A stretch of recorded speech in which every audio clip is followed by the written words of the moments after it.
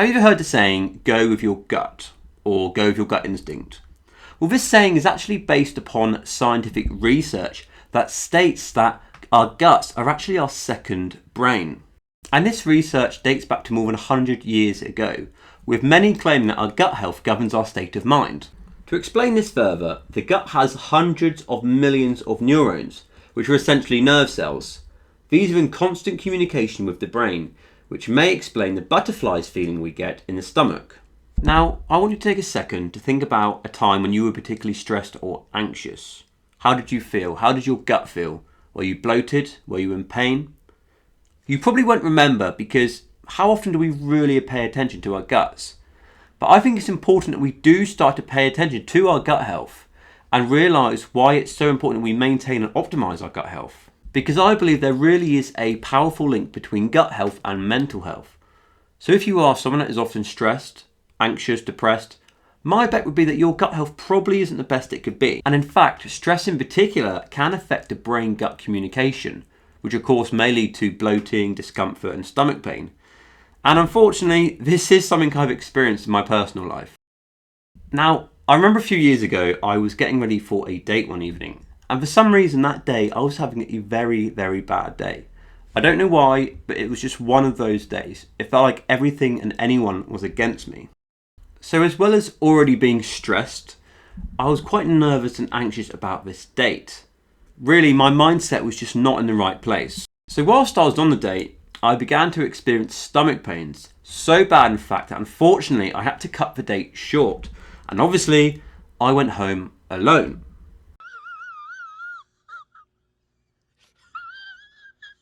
But anyway, my point is that there definitely is a strong link between gut health and mindset. I've experienced it, and I'm sure at some point you have too. So we now know why it's so important to keep our guts healthy. But how do we go about achieving this? Well, in this video, I'm going to share with you 9 things that I do, and also talk about a supplement that I take that keeps my gut in good condition and helps to improve my overall health. So number 1 is reduce your stress levels. Now, we all get stressed from time to time, from small stresses like being late for work, not being able to find your car keys, getting up late, or to much larger stresses such as being in debt or sustaining serious injury or getting divorced. But did you know that these stresses can often have a massive impact on our digestive system, our guts?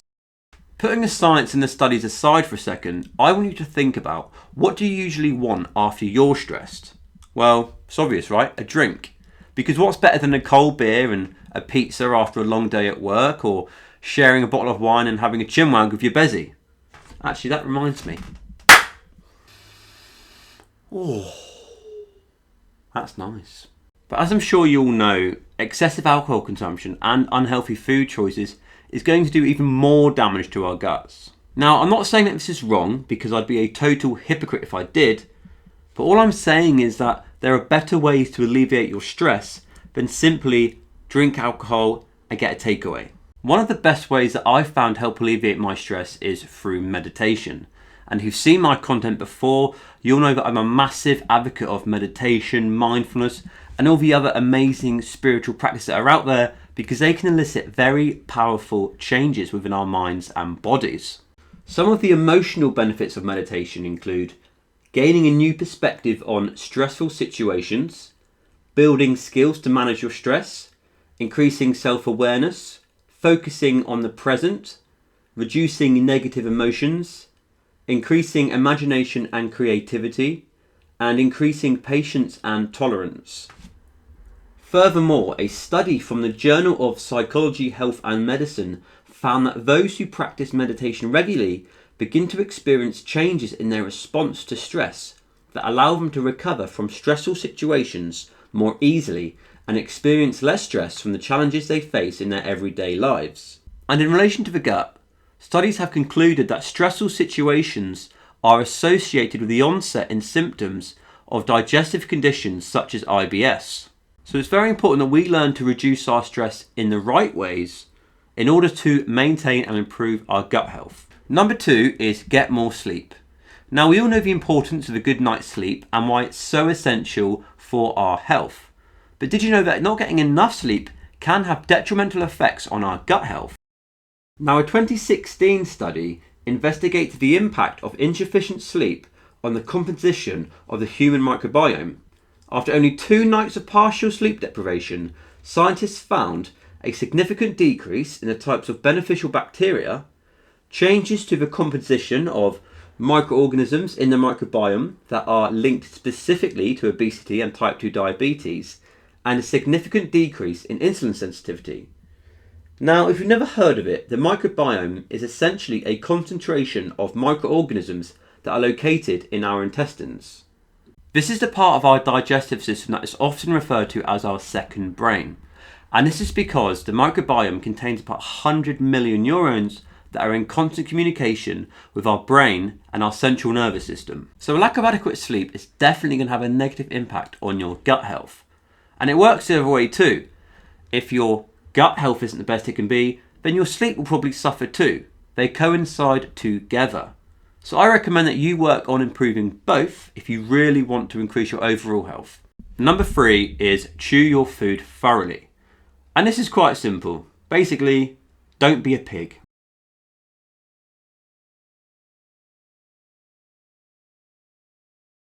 Because believe it or not, digestion doesn't start in your stomach, it starts in your mouth as soon as you take that first bite.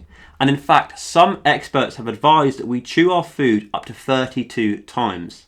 Now, I know that this is easier said than done, because I know of all people that the enjoyment of hearing that knock at the door, and it's a Domino's pizza, it's a Chinese, it's a KFC, whatever.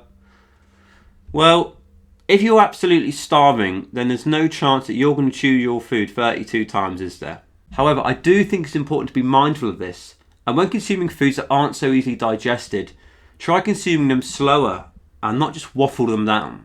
Number 4 is take a probiotic supplement.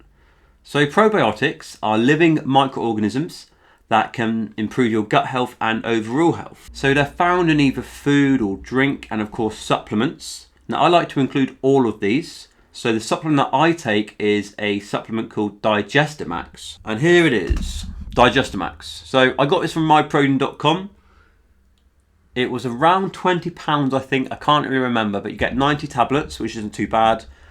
I take between 1 and 3 a day with meals. And I've definitely noticed a difference in stomach bloating and the discomfort that I sometimes get from eating meals that are harder to digest. So yeah, Digestamax, highly recommend it. Number 5 is add fermented foods to your diet. Adding fermented foods to your diet can be a great way in improving gut health because they are often packed full of good bacteria. The probiotics produced during fermentation can help restore the balance of friendly bacteria in your gut and may alleviate some digestive problems. In fact, in 2007, a 6-week study in 274 adults with IBS found that consuming 125 grams of yogurt-like fermented milk daily improved IBS symptoms, including bloating and stool frequency. So here are a few great fermented foods that you can add to your diet. The number 1 is sauerkraut, and this is essentially fermented cabbage, and it's one of the most popular choices of fermented foods. It's also a fantastic form of dietary fibre and contains vitamin C and K, potassium, calcium and phosphorus. Next we have kimchi. Kimchi is a traditional Korean dish made with salted fermented vegetables. Not only is it great for our guts, but it also boasts vitamin A and C and has at least 10 different minerals. Next we have kefir. Kefir is a fermented drink traditionally made using cow's milk or goat's milk. Originating from parts of Eastern Europe and Southwest Asia, the name kefir is derived from the Turkish word keyif, which means feeling good after eating. It's said to contain up to 61 different microorganisms, making a very potent source of probiotics, much more than you would usually get with other fermented dairy products. Kefir contains the probiotic lactobacillus and the carbohydrate kefiran, both of which protect against harmful bacteria. Next we have kombucha. Kombucha is a fermented tea made from either green or black tea, sugar, yeast and bacteria. It's believed to have originated in China about 2,000 years ago. As well as having the same health benefits as tea, it also contains probiotics, which as we know are great for our guts. Now, although more research probably still does need to be completed, there are some studies that claim kombucha can improve gut health due to its anti-inflammatory benefits. Finally, we have apple cider vinegar, which I've got right here. Where's it gone? Oh, I know. Accio apple cider vinegar. Yeah, that's right. I'm a Harry Potter geek. Ooh, you're hard showing off. Let's try again. That's better.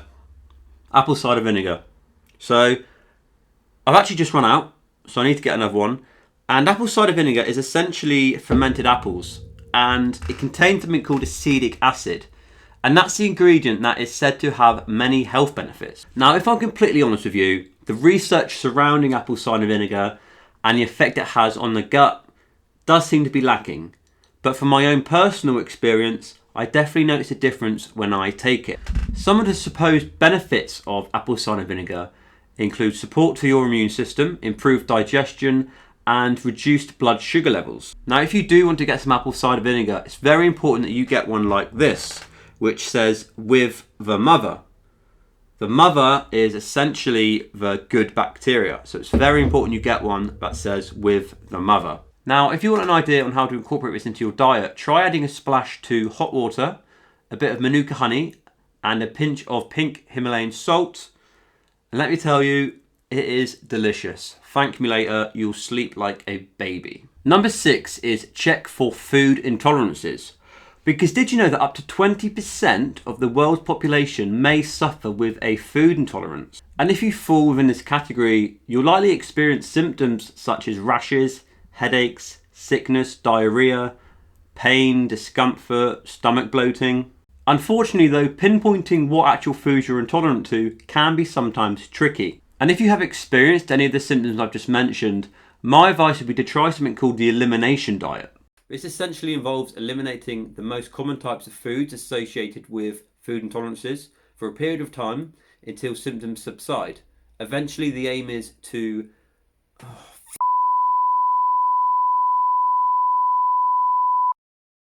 This essentially involves eliminating the most common food types associated with...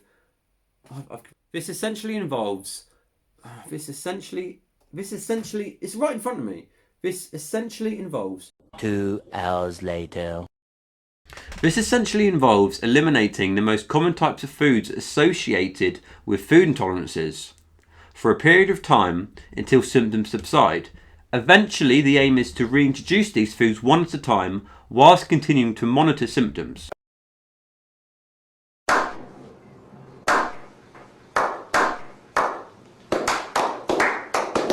Two of the most common food intolerances are lactose and gluten, so my advice would be to try eliminating one of these for about 1 month and just see how you get on. Number 8 is try intermittent fasting. Now I'm sure you've heard the term, but what actually is it? Well, intermittent fasting, despite what people think, isn't a diet. It's more of an eating pattern that cycles between periods of fasting and periods of eating. To give you an example, one of the most common methods of intermittent fasting is the 16-8 fast. So this involves 16 hours of fasting with an 8-hour eating window. So I've used this personally for a number of years and I've had some great results. Now, my schedule would be 1 p.m. till 9 p.m. So within that 8-hour eating window, that's where I get all my calories in. Outside of these times, I'm not allowed to consume any calorific food or drink. Of course, you're still allowed things like black coffee and water. So why do I do this? Well, over the last few years, there's been a lot of research that claim that individuals who practice intermittent fasting regularly can experience some very, very powerful benefits. So for example, an improvement in insulin sensitivity, an increase in HGH or human growth hormone, which is especially great for men as this aids in fat loss and muscle gain, autophagy, which is essentially the body's way of cleaning out damaged cells in order to regenerate newer, healthier cells, a reduction in inflammation, and of course, weight loss. Now, I've never been much of a breakfast eater in the morning. I'm usually not that hungry, and I'd rather use this time on more productive things such as creating great content for you. So intermittent fasting works really well for me. And since I've been doing it, I've experienced some really great benefits, such as a reduction in stomach bloating and an increase in energy. So please give it a try and see if you notice any improvements in your own health. And finally, number 9 is to exercise more, which of course we all know is bloody brilliant for us. But how does exercise affect the digestive system? Well, in a recent study, researchers found that after just 6 weeks of consistent daily exercise, participants were able to improve the healthy microbes in their gut. They also found that this positive effect on the gut reverted back to its prior state after 6 weeks of no exercise, demonstrating how effective exercise can be, and more importantly, how quickly our bodies can show the positive and negative effects of exercise.